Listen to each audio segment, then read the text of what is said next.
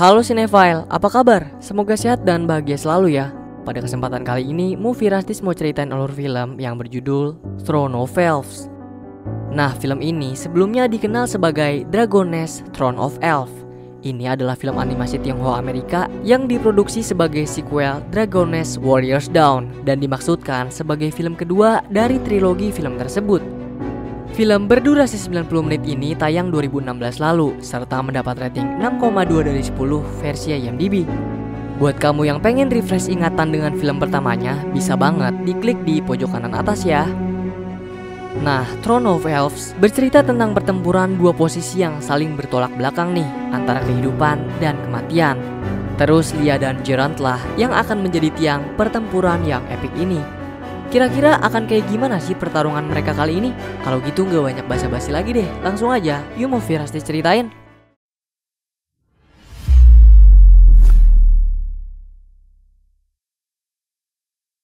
Di cerita sebelumnya, elf dan manusia bertarung bersama dalam perang besar melawan Black Dragon.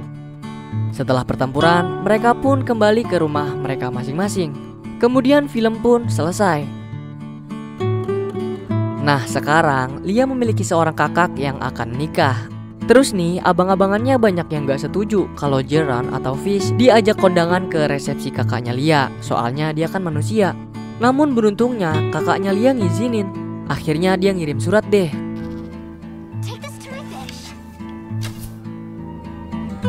Gerant lagi jadi tukang pandai besi sekarang. Dia masih bareng sama piaraannya, yaitu Aero dan Bu. Undangan yang diterima olehnya merupakan sebuah kehormatan, jadi pastinya Gerant akan datang dong. Di sisi lain, seorang Dark Queen mendapatkan permata Black Dragon yang kemarin jatuh ke jurang. Ia menggunakan permata itu untuk mendapatkan kekuatan yang besar dengan menggabungkan arwah-arwah elf para korban perang. Tapi kayaknya hal itu malah jadi senjata makan tuang ke Dark Elf sendiri. Kejadian tersebut pun mempengaruhi cuaca di seluruh dunia. Bukan hanya cuaca, makhluk aneh pun juga hidup dari tumpukan sampah sama buah busuk. Gerant gak diem aja, dia pun mengejar benda itu.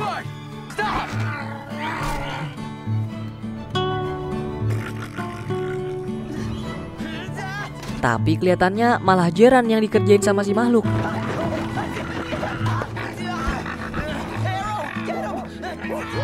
Setelah memasukkan makhluk itu ke tempat pembakaran, Gerant udah selesai juga membuat cincin buat Lia. Dengan perasaan yang senang, Gerant menuju perahu terbang milik kapten, kemudian langsung pergi menuju negara elf.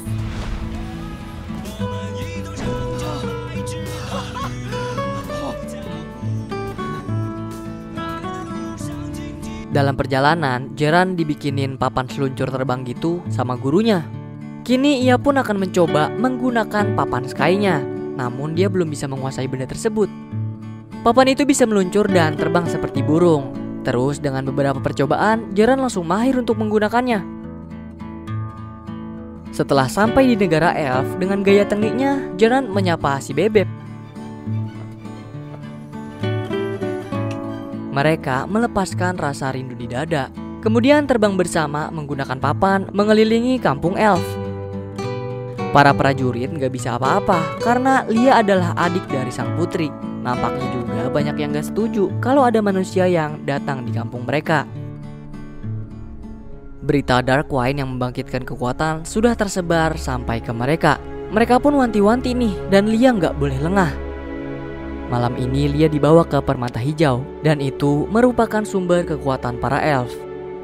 Jadi permata itu sebenarnya ada dua dan gak ada yang tahu keberadaan satu permata lainnya.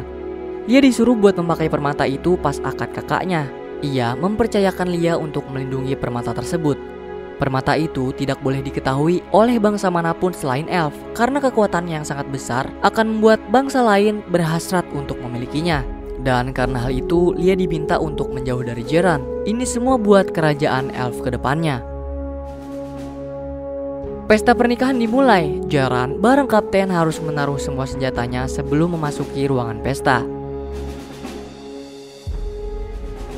Gerant langsung menghampiri Lia. Mereka memiliki tempat yang bagus untuk langsung menyaksikan pernikahan bangsa elf. Pas lagi momen pertukaran cincin, lagi serius-seriusnya mati listrik gara-gara pohon mereka hancur. Dan itu adalah ulah dari si Darkwind. Pede banget dia langsung nyerang ke kampung elf. Nah, ternyata juga Darkwind ini adalah kakak dari kakaknya Lia, yang berarti adalah kakaknya Lia juga dong ya, anak pertama. Dengan menggunakan pasukan yang udah diciptain dari permata hitam, ia pun mulai menyerang.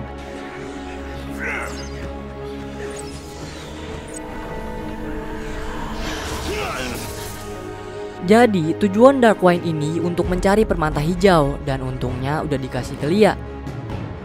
Geralt melakukan perlawanan dengan memanah Darkwind, tapi ia juga terkena anak panahnya sendiri dari serangan balik Darkwind. Hal itu pun membuat cincin yang udah dibuatnya terjatuh. Karena tidak menemukan benda yang diinginkannya, Darkwind ngejadiin sang putri sebagai sandera. Terus para elf diberi waktu 3 hari untuk menukar putri dengan permata hijau tersebut. Meskipun udah nggak diterima dan diusir dari kampungan elf, Geralt pengen ngikutin prajurit elf buat nyelamatin sang ratu. Apalagi dia khawatir banget sama Lia. Daripada menyerang bersama para pasukan, Geralt lebih suka mengendap-endap dan melakukan serangan mendadak. Di situ ia juga mengajak Lia kabur bersamanya.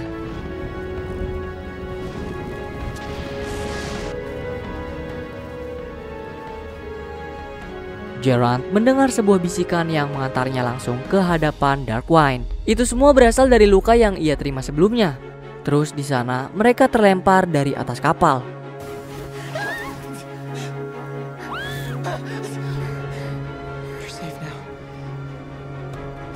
Mereka saling menyelamatkan. Sekarang Lia mengajak Geralt untuk kembali ke pasukan elf. Niatnya mah mau ngasih tahu apa yang terjadi, tapi Geralt malah diusir. Dia nggak diterima sama para elf, termasuk Lia yang udah nggak mau lagi ketemu sama Geralt.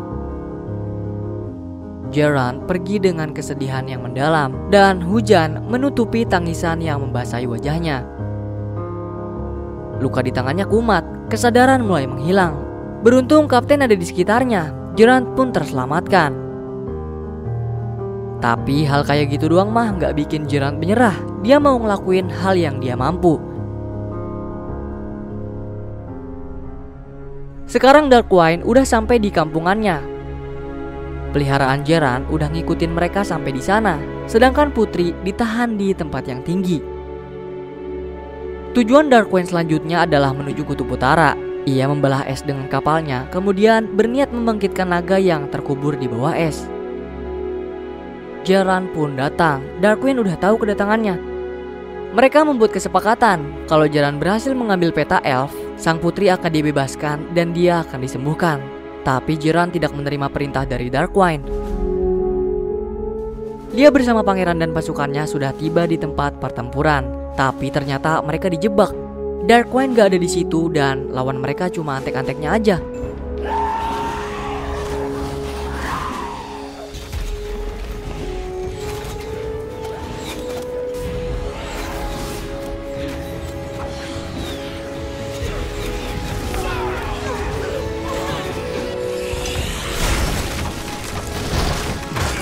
Karena mereka kalah jumlah pasukan, kapal pun mulai hancur dan api menyerang ke berbagai bagian kapal.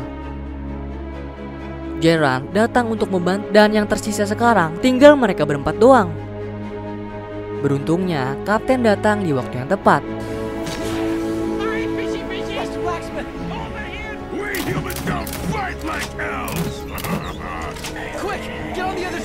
Mereka berhasil selamat. Tapi perseteruan manusia dengan elf terus berlanjut. Pangeran melihat luka di tangan Geralt dan beranggapan bahwa dia sedang dikendalikan oleh permata hitam.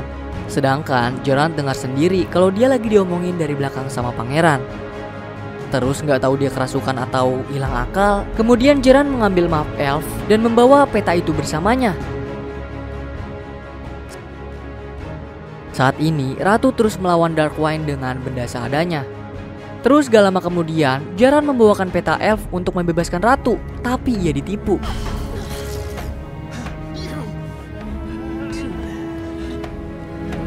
Dan gara-gara hal itu, sekarang Darkwind udah tahu siapa yang megang permata hijau. Mengetahui kalau Lia adalah target berikutnya, Jeran pun segera kembali ke kapal. Ia meminta Lia untuk menyembuhkannya menggunakan permata hijau. Tapi karena Lia udah janji sama Ratu bakal ngelindungin permata itu dari bangsa lain, Lia pun gak bisa berbuat banyak. Lalu Jeran pun melawan dengan kasar. Jeran ternyata benar-benar dalam kendali Darkwing saat ini.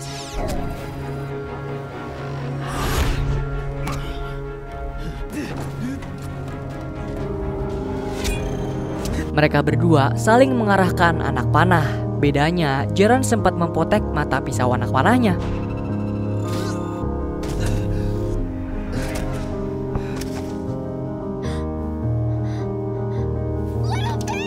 Seluruh tubuh Jeran udah dialiri sama kekuatan Darkwing. Lia bermaksud menyelamatkan Jeran dengan menggunakan permata kehidupan, tapi itu semua tidak berefek apa-apa. Namun gak ada yang bisa menghentikan Lia untuk menyelamatkan Jeran. Ia pun melukai tangannya untuk meneteskan darah yang sudah tercampur di batu kehidupan. Kemudian menutupnya ke luka Jeran.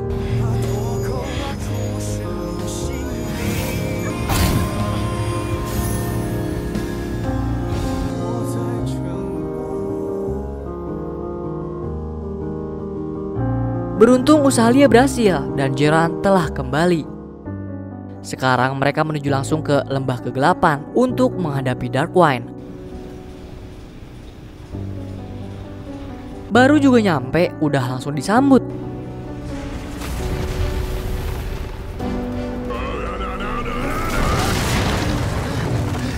Kapal benar-benar hancur kebelah. Jumlah mereka terlalu sedikit untuk melawan semua pasukan kegelapan. Jeran bersama Lia melompat dari sana. Mereka memprioritaskan keselamatan permata kehidupan. Ratu terkapar pingsan. Kemudian Lia menggunakan anak panahnya untuk mengirim permata kehidupan kepada Ratu. Bener aja, Lia tertangkap oleh Darkwing. Tidak ada jalan keluar dari tempat tersebut.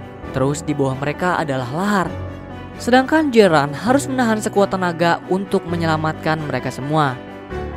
Kemudian, tali rapiah warna hijau stabilo mengikat Darkwing. Tali itu juga menyelamatkan Lia dan yang lainnya.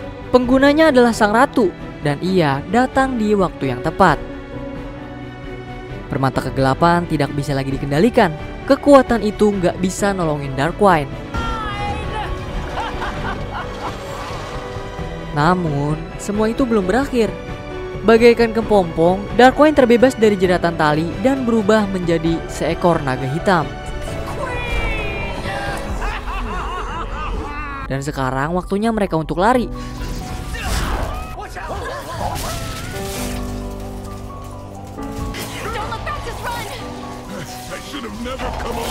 Tiba-tiba Jeran pengen ngide nih. Mereka semua harus mempercayai Jeran, termasuk raja dan pengawalnya. Yang mana dia pengen mancing naga itu ke tungku, terus niupin kayak tadi monster labu. Gak pakai lama, beraksi deh mereka.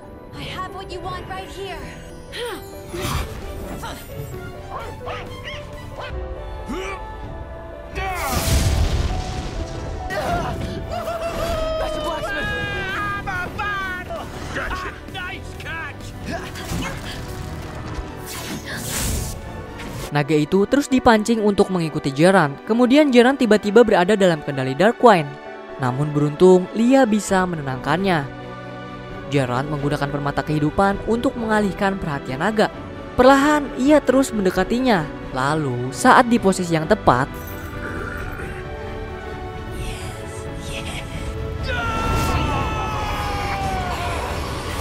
sayangnya Darkwing masih bisa melakukan teleport. Ia pun membawa Jeran ke dalam gunung berapi yang laharnya menggolak. Di sana Jeran melakukan perlawanan yang terakhir.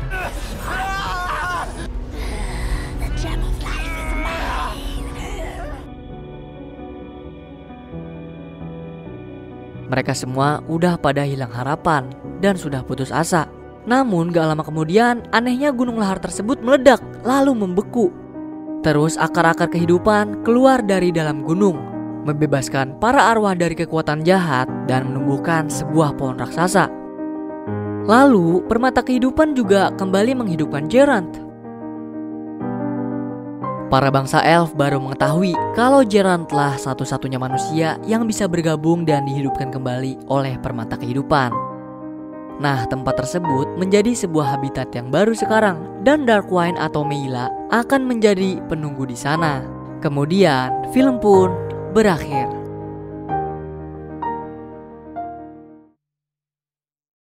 Nah, itulah alur cerita dari film Throne of Elves. Kayaknya pantas sih namanya diganti. Soalnya kan film ini emang gak ada kaitannya sama sarang naga yang seperti sebelumnya. Pure antara bangsa manusia dan elf dengan segala konflik internalnya. Menurut kami cerita ini masih bisa kamu nikmatin meski kamu belum nonton cerita sebelumnya sih. Tapi biar makin kena, kita ngerekomendasiin ke kalian untuk nonton Warriors Dawn-nya terlebih dulu ya. Nah, kalau pelajaran yang bisa didapat dari film ini apa ya? Kayaknya sih ini deh, kita emang harus waspada sama orang, tapi gak boleh suzon juga. Terus kalau orang udah cinta mah apaan aja bakal dilakuin, walaupun dia udah dibuang atau disakiti sekalipun. Gimana? Masuk gak kira-kira? Komen-komen ya. Movie Rastis memberi skor 7,5 dari 10 jengkol nih, yang berarti cukup bau buat kamu nikmatin. Menurut kamu yang udah nonton film ini gimana? Komen-komen di bawah dong. Dan terakhir, Movie Rastis mau ngucapin banyak terima kasih untuk kamu yang udah nonton konten kami. Terus support channel ini dengan tekan like-nya jika kalian suka. Kalau ada kritik, saran, atau request, bisa banget di komen-komen kayak biasa. Pokoknya jaga terus kesehatan, dan semoga keberkahan selalu menyertai kita. Salam dari kami untuk kalian semua. Cheerio!